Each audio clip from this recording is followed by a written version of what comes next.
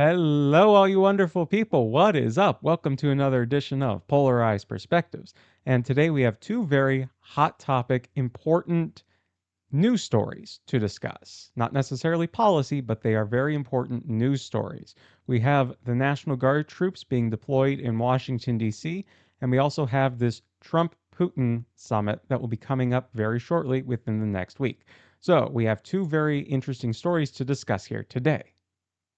First up, let's discuss this all important Trump Putin summit that will be taking place soon. Now, supposedly, it will be taking place within the upcoming week here.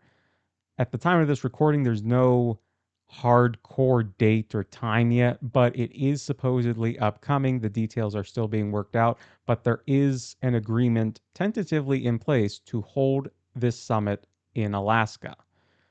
Now, this is a peace talk summit as a way to settle the war going on in Ukraine.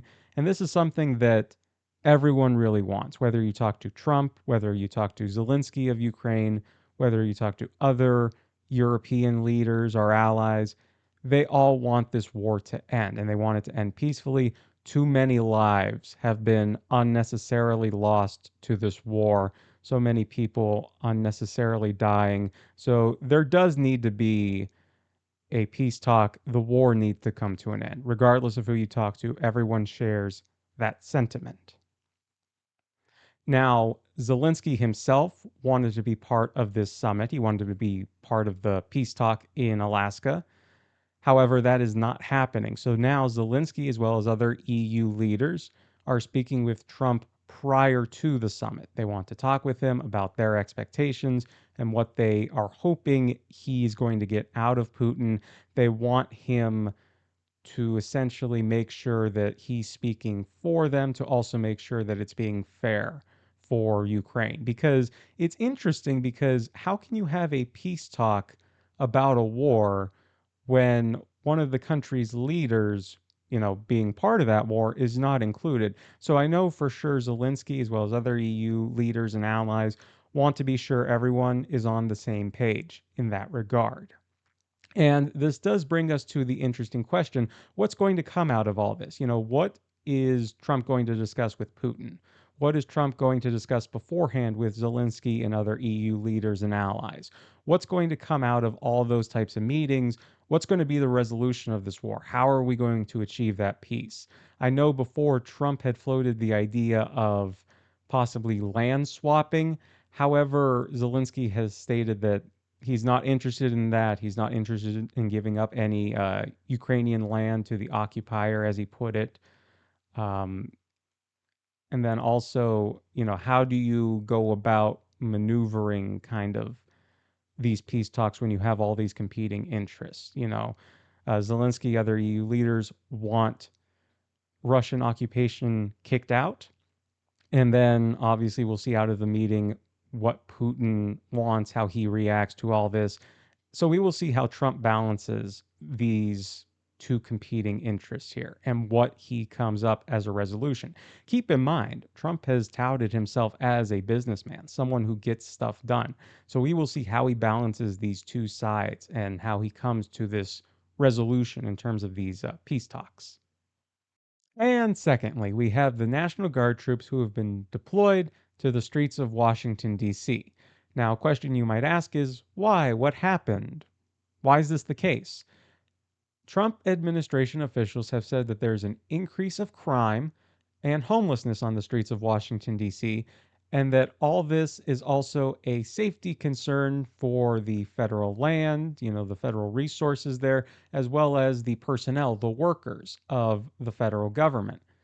Now, it is important to note that the president does have the authority to deploy the National Guard in situations where there's either a threat of harm to state or federal government level employees, personnel, workers, when there is a chance of damage to be done for federal, buildings, infrastructure, things that have government funding, those types of resources. So there is precedent for the president to deploy the National Guard in situations where there is a safety concern. However, you can see the statistics on my screen here, and you can see that violent crime is down.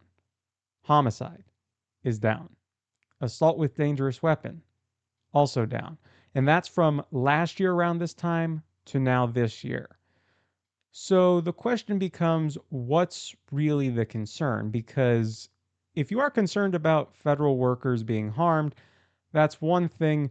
But you would think if there's a decrease in crime by this much, double digits in all three regards here, you would assume that it would be at least safer. Now, granted, there is still a chance, anything can happen any day. It's unfortunate to say it like that, but there is a risk, you know, every day for something to happen. And it's unfortunate to say that, but, it's always a non zero possibility.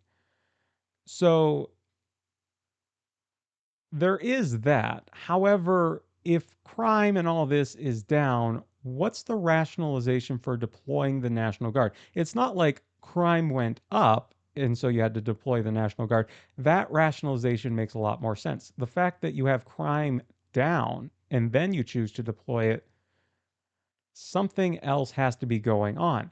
Is this all about the people on the streets currently experiencing homelessness and you're wanting to remove them from the streets? If that's so, I think myself, as well as many others, have common sense questions, not necessarily nitpicking, someone's judgment, but where do you put them then? Where do you put the people experiencing homelessness? You know, you can't just force people out from where they are and expect them to figure it out on their own. You have to then supply them with something. So if it's about that, what are you doing about it? Where are you putting them? Or is there even more to it than this? Is it an image type thing where you just don't want anything out of, you want zero crime in Washington, D.C., you want zero people experiencing homelessness on the streets? This becomes more of a policy question then. What are you planning to do about it then? What's your answer rather than just kicking out everyone who is experiencing homelessness? What's the actual policy answer? And I think that's a question a lot of people have, not again to necessarily like throw shade or nitpick at the administration, but you can see from these statistics from the Metropolitan Police Department of the DC area, if crime and such is down, what's the rationalization behind deploying the National Guard in this situation? What is going on? It's more than just crime, so what's it to the situation? There's more to it, obviously. So again, we have more questions than answers, but let me know what you think because there is a lot going on here. We have questions, we don't really have answers aside from the possibility of just kicking out people experiencing homelessness. But again, where do you put them? Because this is a serious problem throughout the country.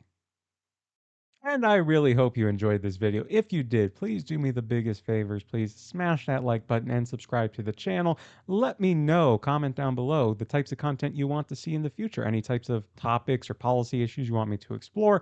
Again, I am a political scientist. This is my area of expertise, and I love to discuss politics with people and policy. So if you have any ideas, anything you want me to discuss in future videos, please comment down below, please, and let me know. It helps me out a ton. And I really hope you enjoyed this video, that you learned a lot, and that it really provided you a lot of, facts and common sense knowledge to help you make an informed decision on your own. So with that said, thank you so much. See you in the next one.